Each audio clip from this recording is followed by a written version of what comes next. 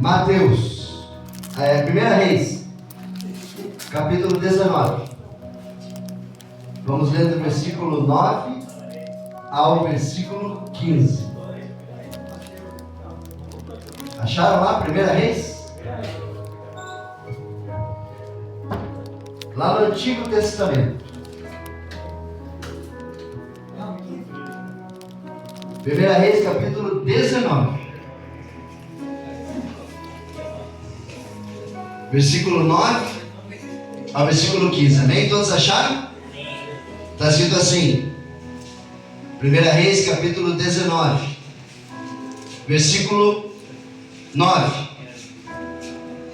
E ali entrou numa caverna e passou ali a noite. E eis que a palavra do Senhor veio a ele e lhe disse: que fazes aqui, Elias? E ele disse: tenho sido muito zeloso pelo Senhor Deus dos exércitos, porque os filhos de Israel deixaram a tua aliança, derrubaram os teus altares, mataram os teus profetas à espada, e só eu fiquei, e buscam a minha vida para me tirarem. E Deus lhe disse: sai para fora, neste monte perante o Senhor. E eis que passava o Senhor, como também um grande e forte vento, que fendia os montes e quebrava as penhas diante do Senhor. Porém o Senhor não estava no vento. Depois do vento, um terremoto. Também o Senhor não estava no terremoto. E depois do terremoto, um fogo. Porém também o Senhor não estava no fogo. E de repente do fogo uma voz mansa e delicada. E sucedeu que, ouvindo Elias, envolveu o seu rosto na sua capa, saiu para pôr-se e pôs a entrada da caverna. Então veio a ele uma voz que dizia: que fazes aqui, Elias? E ele disse: eu tenho sido em extremo zeloso pelo Senhor Deus dos exércitos, porque os filhos de Israel deixaram a tua aliança, derrubaram os teus altares, mataram os teus profetas à espada, e só eu fiquei, e buscam a minha vida para me tirarem. E o Senhor lhe disse: vai, volta pelo caminho para o deserto de Damasco, e chegando lá, unge a Hazael rei sobre a Síria. Amém? Então agora eu quero que vocês repitam comigo o versículo 12. Vamos lá. E depois do terremoto, um fogo. Porém também o Senhor não estava no fogo. E depois uma voz mansa e delicada. Amém? Você crê que essa voz mansa e delicada do Senhor vai estar falando com você nessa noite? Você crê que Deus tem maravilhas, prodígios e bênçãos para você nessa noite? Então dê uma grande salva de palmas para o nosso Deus. Dê uma grande salva de palmas para o nosso Senhor Jesus Cristo. Dê uma grande salva de palmas para o Espírito Santo de Deus, que se faz presente nessa noite. Em nome do Senhor Jesus Cristo. Amém. Pode se assentar, igreja. Irmãos, hoje estamos na quarta aula de servos. A primeira aula nós estudamos sobre o servo bom e fiel. A segunda aula nós estudamos sobre a serva Maria, mãe de Jesus. Na terceira aula, nós estudamos sobre as 7 qualidades de Davi. E hoje, nós vamos ver as provas do servo Elias, do profeta Elias. E o tema de hoje é: vença o medo, a tristeza, o desânimo e a depressão. O profeta Elias estava desanimado e depressivo e com medo. E ele foi para bem longe e se escondeu numa caverna no deserto. Um profeta do Senhor estava com medo. Mas o profeta Elias não precisava ter desânimo, depressão e medo. Sabe por quê? Porque ele sabia que Deus o ajudaria. Deus já tinha mostrado o seu poder para o profeta Elias antes. Ele já tinha ajudado o profeta Elias quando estava escondido ao lado de um ribeiro, e o Senhor mandava corvos alimentar o profeta Elias. E esses corvos alimentavam Elias com pão e carne, de manhã e à tarde. Deus também já tinha provado que estava com Elias quando respondeu à oração de Elias contra os profetas de Baal, lá no Monte Carmelo, e mandou fogo do céu. Também embaixo do arbusto, um anjo por 2 vezes alimentou o profeta Elias, e Deus ajudou o profeta Elias tantas vezes que ele não iria abandonar o profeta agora, que ele estava passando por uma depressão, por um desânimo, por um medo. Um profeta de Deus que já tinha vivido experiências fortes com o Senhor, teve medo, estava em depressão.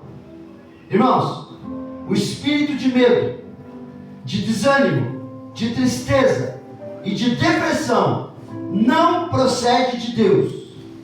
O profeta Elias se escondeu em uma caverna. E caverna é um lugar escuro, onde não tem conforto, onde também tem perigos. A caverna foi um lugar que Elias encontrou para se esconder de tudo e de todos. Quando o servo de Deus passa por problemas, fugir e ter medo não é a solução. Pode ser uma solução temporária, mas não é isso que Deus nos ensina, e não é isso que vai resolver os nossos problemas. Hoje vamos ver 4 manifestações da presença de Deus na vida do servo de Deus, o profeta Elias. Hoje vamos ver também como que Elias conseguiu vencer a depressão. E vamos ver como que o Senhor usou essas 4 manifestações para encorajar o profeta a continuar a sua caminhada e restabelecer a sua fé. Tenho certeza que ao estudarmos essas 4 manifestações, também isso vai nos ajudar a continuar firmes na presença de Deus. Primeira manifestação de Deus: passou um grande e forte vento perto da caverna. Vamos ver isso no versículo 9 a 11, que está escrito assim: e ali entrou numa caverna e passou ali a noite. E eis que a palavra do Senhor veio a ele, e ele disse: que fazes aqui, Elias?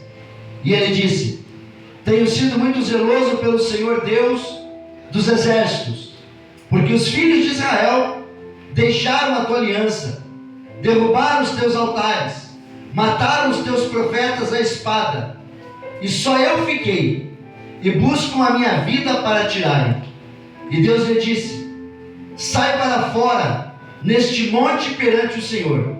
E eis que passava o Senhor, como também um grande e forte vento, que fendia os montes e quebrava as penhas diante do Senhor. Porém o Senhor não estava no vento. Depois do vento um terremoto, também o Senhor não estava no terremoto. Observe bem, irmãos. Para Deus mostrar que estava presente perto da caverna, Deus usou a força do vento para mostrar ao profeta que ele não precisava ter medo. Deus primeiro manda um grande e forte vento.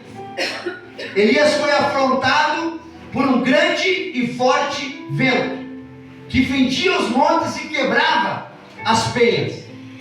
Não era o vento do Espírito de Deus, pois o Senhor não estava no vento. É o vento do falso evangelho, que é pregado hoje nas igrejas. O vento da mentira, da enganação.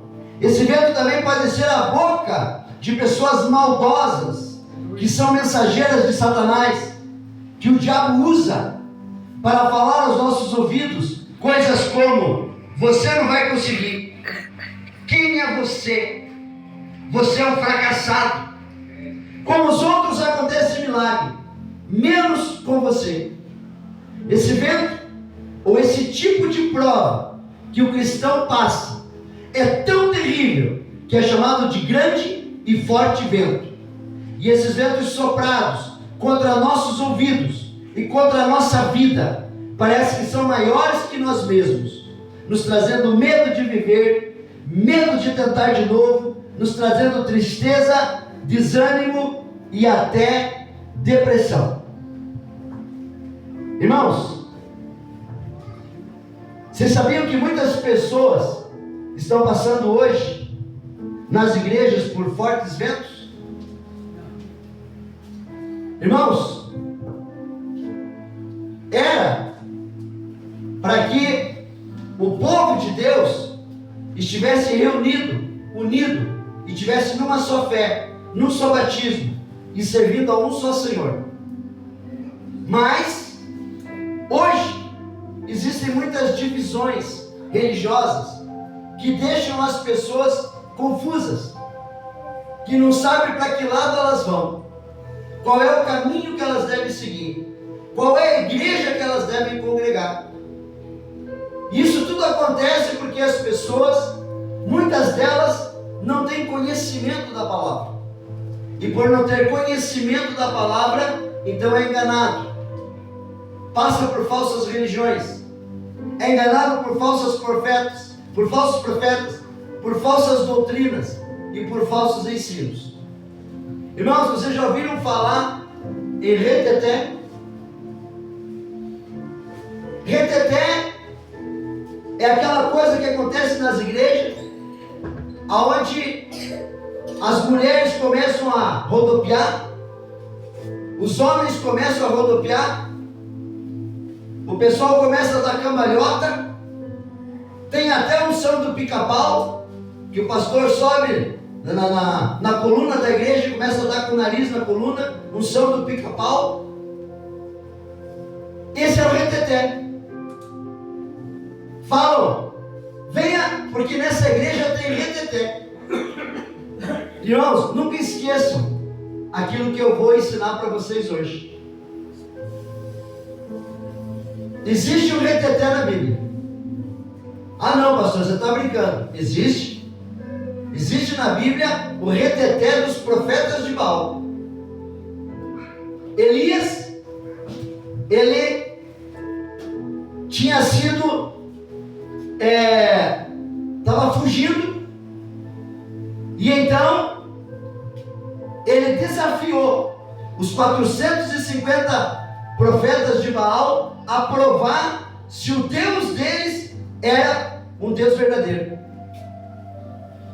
Elias chega para aqueles 450 profetas de Baal e fala assim: pega um cordeiro e corta todo ele e coloca em cima da lenha, e eu vou fazer a mesma coisa, e daí vocês invocam o Deus de vocês e eu invoco o meu Deus, e aquele que mandar fogo dos céus é aquele que vai ser o verdadeiro Deus.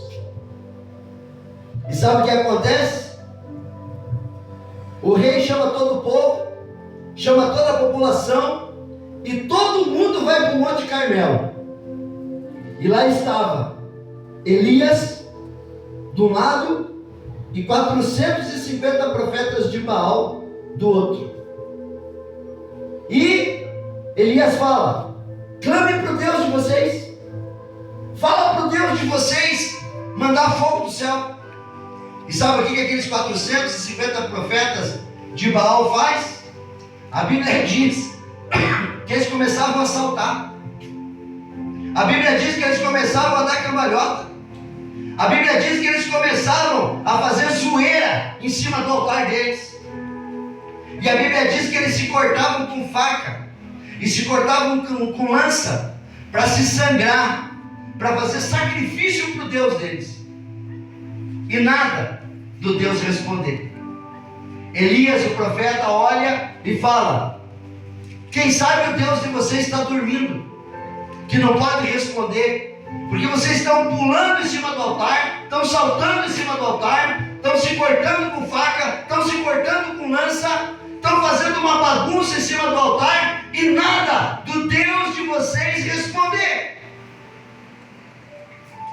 E então, quando Elias assistiu a todo aquele reteté, porque aquilo foi um reteté, o reteté dos 450 profetas de Baal, o reteté do diabo, porque o único reteté que tem na Bíblia é o reteté do diabo, de 450 profetas de Baal que fizeram bagunça em cima do altar e nada do Deus dele responder. Sabe quem foi que Elias fez? Elias falou: agora é minha vez. A Bíblia diz que Elias ofereceu um sacrifício de manjares para Deus. A Bíblia diz que Elias cortou o cordeiro, colocou em cima da lenha. A Bíblia diz que Elias pegou 12 pedras, que representavam as 12 tribos de Israel, colocou no chão, e a Bíblia diz que ele ainda abriu tipo um vale do lado do altar e mandou encher de água. E sabe por que Elias fez isso? Porque fazia 3 anos e meio que não chovia sobre a terra. E a água era uma coisa muito valiosa. Por isso que Elias falou: jogue a água. Joga a água em cima do cordeiro cortado. Joga a água em cima da lenha. Joga a água em cima das pedras. Joga a água em cima do altar. E sabe o que Elias fez? Elias não fez reteté. Elias não pulou em cima do altar. Elias não deu cambalhota. Elias não se cortou com lança. Elias não se cortou com faca. Elias não ficou fazendo bagunça e zoeira em cima do altar. Sabe o que Elias fez? A Bíblia diz que Elias orou e pediu para que Deus manifestasse o seu poder e mostrasse que só Ele é Deus. E quando Elias orou, a Bíblia diz que veio fogo dos céus e consumiu o altar, e consumiu as pedras, e consumiu o holocausto, e consumiu tudo. Não precisou de reteté para Deus responder. Então, as igrejas hoje estão com um falso evangelho, enganando as pessoas com uma falsa doutrina, com um falso ensino, fazendo bagunça em cima do altar e achando que aquilo é evangelho. E nós precisamos fazer aquilo que Elias fez: orar ao Deus de Israel, servir ao Deus de Israel, ser obediente ao Deus de Israel, ser fiel ao Deus de Israel.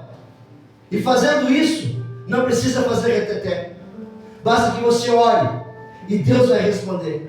Deus vai mandar fogo na tua casa. Deus vai mandar fogo lá nos teus filhos, nas tuas filhas, na tua família, na tua empresa, no teu comércio. Deus vai mandar fogo aonde você pedir, e a bênção do Senhor vai vir. Eu creio. Porque o poder está na oração. E não foi o que Elias fez que fez com que aquela bênção viesse, mas foi a obediência de Elias, a fidelidade de Elias, o comprometimento que Elias tinha com Deus, que fez com que ele orasse e o fogo caísse do céu. Então, às vezes nós temos ventos que passam pela nossa vida. E como que nós vencemos esses ventos? Com oração. Vencemos esses ventos com jejum. Vencemos esses ventos com fidelidade, com obediência. Vencemos esses ventos tendo compromisso com o Senhor, compromisso com a sua palavra, compromisso com a sua igreja. Assim que nós vencemos os ventos fortes que vêm na nossa vida. Glória a Deus.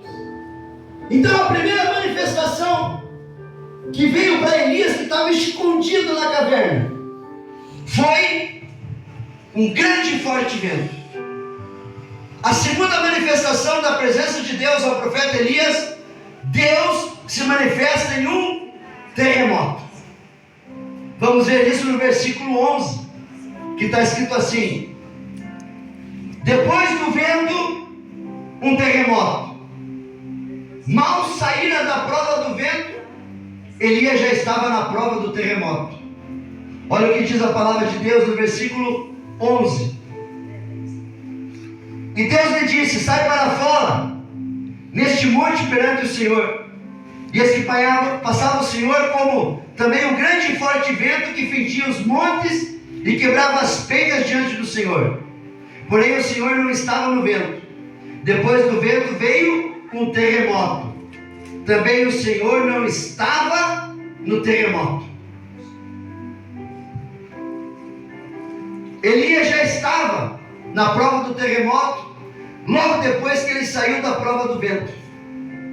Muitas vezes acontece isso conosco. Nem bem saímos de uma prova, já entramos em outra. Na prova do terremoto, tudo sai do lugar. Tudo parece que vai cair. O que estava arrumado vira uma bagunça. O chão parece que vai abrir e sugar tudo. E o que estava em pé vai ao chão. Esse terremoto é o tipo de prova que acontece em nossas vidas, que pode ser uma doença, um desemprego, uma dívida que atormenta, pode ser um casamento à beira de uma separação, pode ser problemas no meio da nossa família, pode ser vícios que tentam nos fazer cair, tentam colocar nossa vida em desordem. Um terremoto inesperado em nossas vidas pode desarrumar tudo aquilo que levamos anos para arrumar e colocar em desordem, tudo aquilo que nós fizemos na nossa vida. Mas o terremoto é apenas uma prova. Devemos lembrar disso. E prova tem hora certa para começar e hora certa para terminar. Glória a Deus. E um terremoto ou uma tempestade não é para sempre. Tudo passa. É só colocarmos a nossa confiança em Deus. Irmãos, vocês sabiam que nem sempre um terremoto derruba você? Você sabia que nem sempre um vento forte derruba você? Sabe por quê? Porque o segredo de você vencer um vento forte que vem na tua vida, o segredo de você vencer um terremoto que vem na tua vida, um deserto que vem na tua vida, é a perseverança. É você não desistir em momento nenhum. Existia um homem em 1922 que se chamava Oshiro Honda. Esse homem era um menino de 15 anos, um japonês, que começou a trabalhar com 15 anos de idade. E o pai colocou ele para trabalhar numa mecânica de automóveis. Aquele menino parou de estudar e começou a trabalhar de mecânica para poder ganhar o dinheiro dele. Em pouco tempo, aquele menino, de aprendiz de mecânico, ele começou a trabalhar com mecânica de automóveis, fazer pistões, fazer anéis de pistões. E ali ele começou a ver que ele poderia abrir a primeira fábrica, Oshiro Honda.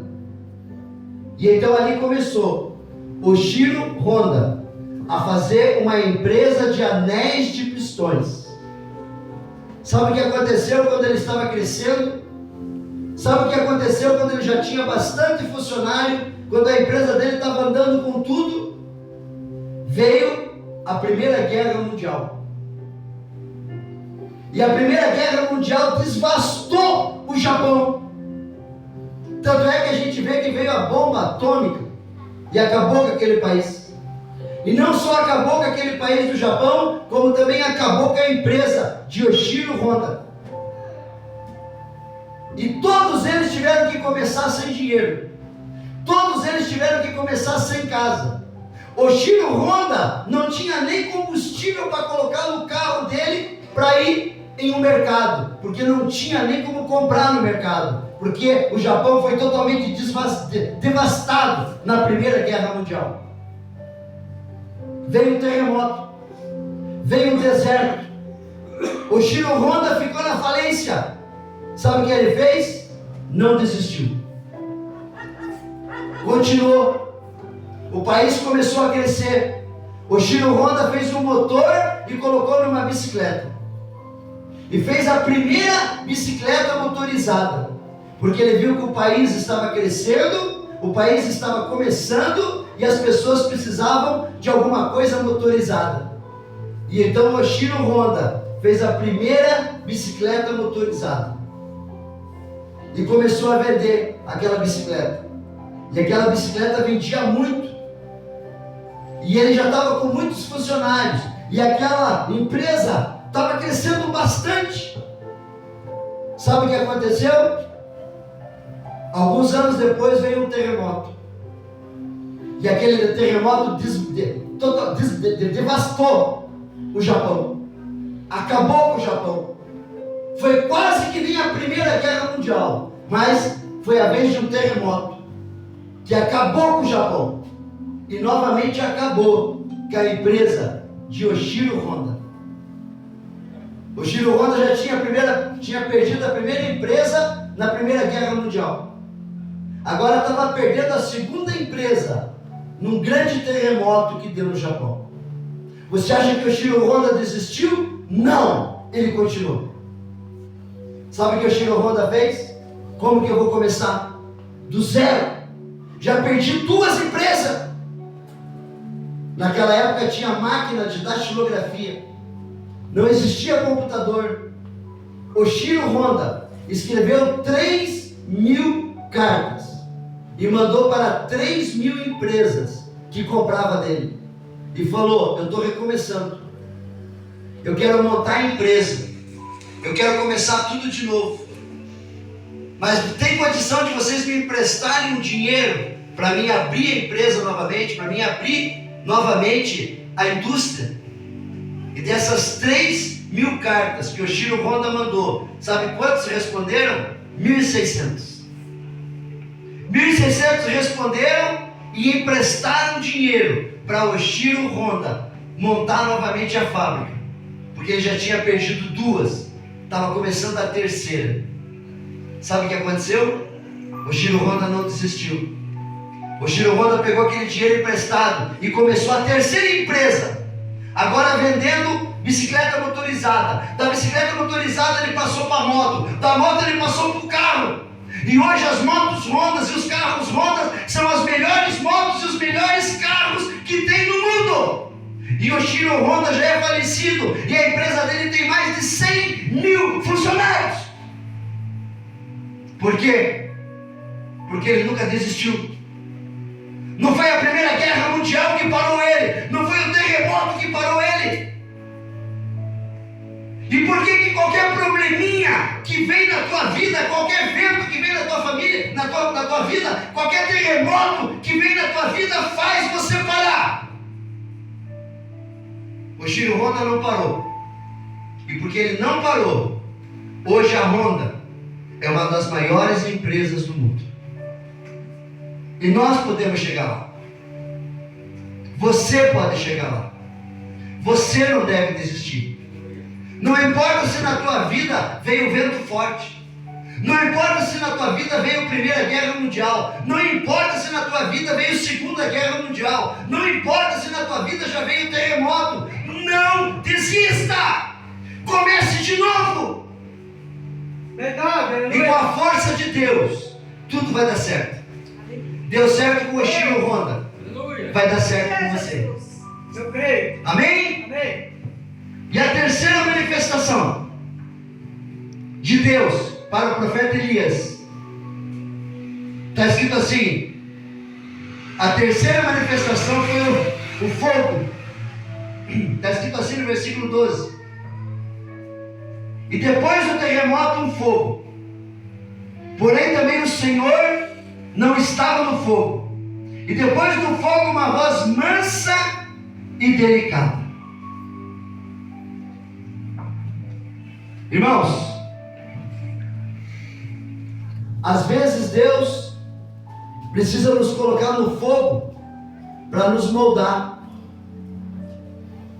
porque uma espada, para ficar bem bonita, para uma espada ser cara a ponto de valer muito, muito dinheiro, essa espada, uma hora ela começou como ferro.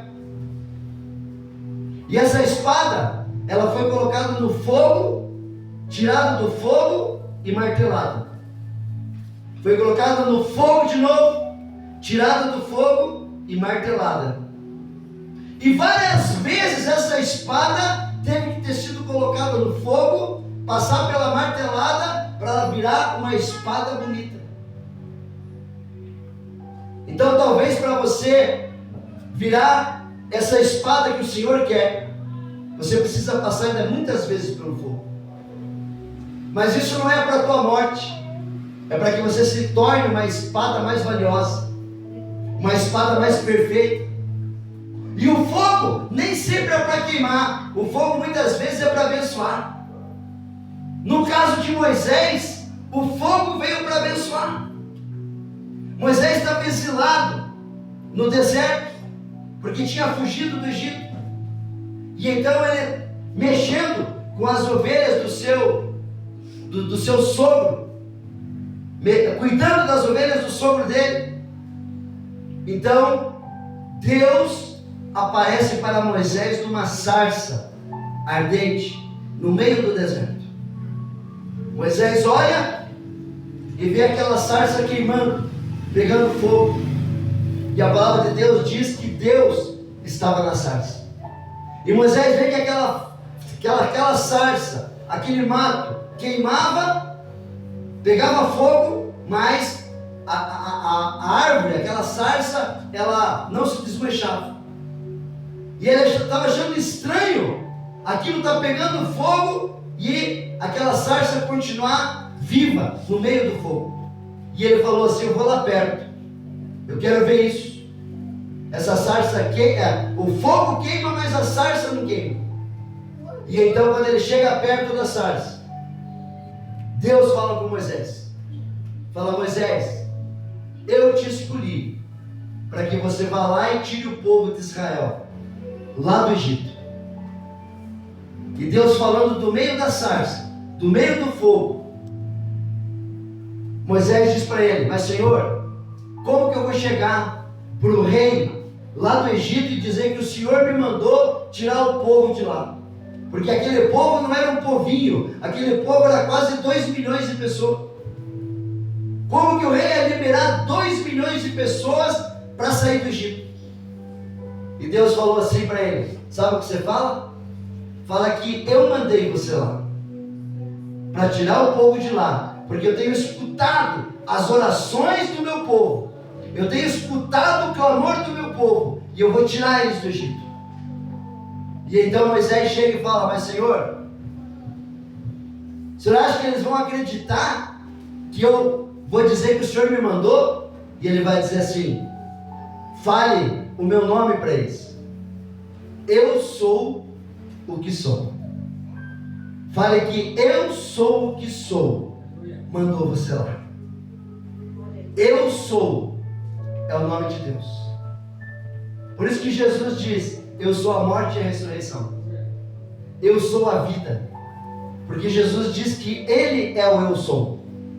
O eu sou é o nome do nosso Deus. Porque eu sou quer dizer o Deus de ontem, o Deus de hoje e o Deus de amanhã.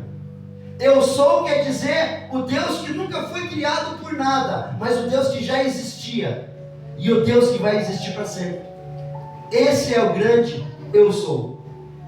E então, no caso de Moisés, o fogo foi para abençoar, porque Moisés se tornou o libertador do povo de Israel. E a Bíblia diz que nenhum profeta mais houve sobre a terra maior do que Moisés. Então, Elias primeiro viu um forte vento, Deus não estava ali.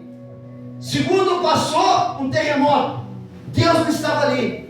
E por terceiro, veio fogo, e Deus não estava ali. E Elias observava da caverna, Deus manifestando, mas Deus não estava, nem no vento, nem no terremoto e nem no fogo. Mas sabe onde Deus estava? Deus estava aqui, ó, na quarta manifestação, que fez o profeta Elias sair da caverna. Uma voz mansa e delicada, no meio de um silêncio tranquilo e suave. Vamos ver isso no versículo 12 a 15, que está escrito assim: e depois do terremoto um fogo, porém também o Senhor não estava no fogo, e depois do fogo uma voz mansa e delicada. E sucedeu que, ouvindo Elias, envolveu o seu rosto na sua capa, saiu para fora e pôs-se à entrada da caverna. Então veio a ele uma voz que dizia: que fazes aqui, Elias? E ele disse: eu tenho sido em extremo zeloso pelo Senhor Deus dos exércitos, porque os filhos de Israel deixaram a tua aliança, derrubaram os teus altares, mataram os teus profetas à espada, e só eu fiquei, e busco a minha vida para me matarem. E o Senhor lhe disse: vai, volta pelo teu caminho para o deserto de Damasco, e chegando lá, unge a Hazael rei sobre a Síria. Irmãos, depois do forte vento, depois do terremoto, depois do fogo, no meio do silêncio, uma voz mansa e delicada de Deus, falando com o profeta Elias: que fazes aqui, Elias? O profeta Elias ouviu essa voz e imediatamente foi curado do medo, da tristeza, do desânimo e da depressão, e foi guiado para fora da caverna. Irmãos, só há uma saída da caverna, dos problemas e das aflições: ficar calmo, tranquilo, orar e escutar a voz mansa e tranquila de Deus. Depois de 3 provas, veio a voz mansa e delicada de Deus, curando o profeta e fazendo ele sair da caverna. Deus disse para o profeta Elias: volta ao teu caminho, ou seja, continua a viver tua vida, continua fazendo a minha obra. Irmãos, quando nós fizermos a nossa parte, e assim mesmo todos os recursos humanos terminarem, nós podemos ter a certeza que os recursos divinos continuam sendo abundantes para nos abençoar. Aleluia. Glória a Deus. Gostaria de convidar a igreja a ficar de pé.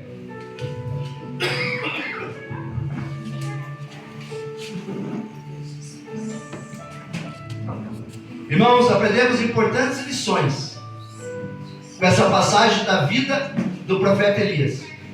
Primeiro, Elias enfrentou o vento. Segundo, enfrentou o terremoto. Terceiro, enfrentou o fogo. E na quarta manifestação de Deus, o Senhor curou Elias no meio do silêncio, com uma voz mansa e delicada. Se você está passando pelos mesmos problemas que o profeta Elias passou, não permita que os ventos atinjam a sua coragem. Não permita que terremoto desarrume aquilo que você já conquistou. Não permita que pequenas fagulhas virem grandes fogos destrutivos em sua vida, lhe criando medo, tristeza, desânimo e depressão. Mas acima de tudo, saiba que depois das provas, se você perseverar e tiver fé, virá a voz mansa e delicada de Deus, vai falar com você. Deus vai te guiar para os lugares certos e vai lhe tirar da caverna. No momento de aflições, que nossas forças são provadas pelo nosso Deus, observe as provas que Elias passou e venceu. Meu irmão, minha irmã, permita o Espírito Santo falar contigo hoje. Deus te convida a sair da caverna, mas não para qualquer lugar, mas para estar diante da sua presença. Deus tem um lugar preparado para te restaurar, para te curar, para te libertar, para te salvar, onde tudo vai mudar. É na presença de Deus e escutando a sua voz que encontraremos o que precisamos. É na presença de Deus que os nossos problemas vão ser resolvidos. Pastor, eu ainda estou passando pela prova do vento. E eu venci o vento e veio o terremoto. Agora que eu estou tentando vencer o terremoto, está vindo fogo. Eu quero te dizer que a voz mansa e delicada do Senhor está chegando. Não importa como está a tua vida, não importa quais são os problemas que você está enfrentando. Se Deus tirou Elias da caverna, Deus vai tirar você. Eu creio. Escute a voz do Senhor. Veja o que Deus está falando para você. Veja como que Deus vai te guiar. Veja como que a voz mansa e delicada do Senhor está falando com você. E saia da caverna. Não tenha mais medo. Não tenha mais depressão. Não ache que o teu problema não tem jeito. Saia da caverna. Coloque a mão no teu coração. Vamos orar. E vamos ouvir a voz mansa e delicada do Senhor. Olha assim comigo. Senhor nosso Deus e nosso Pai, o Senhor tirou o profeta Elias da caverna, e eu sei que o Senhor vai me tirar também.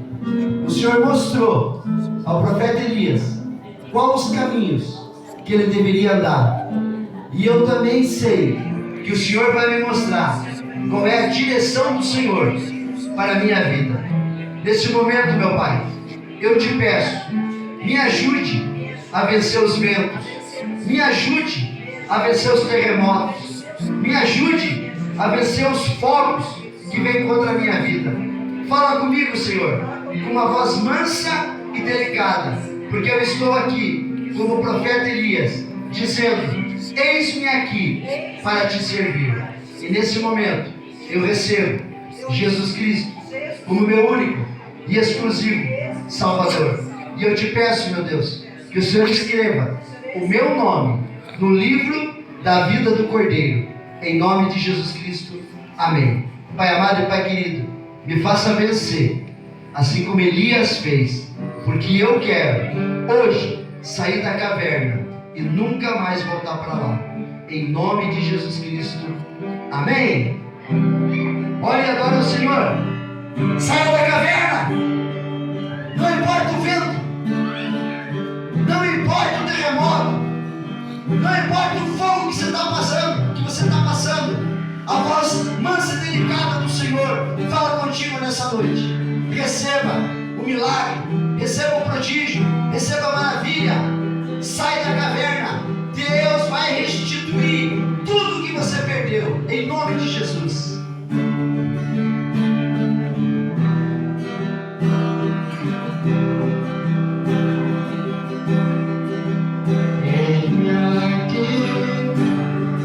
Outra vez, não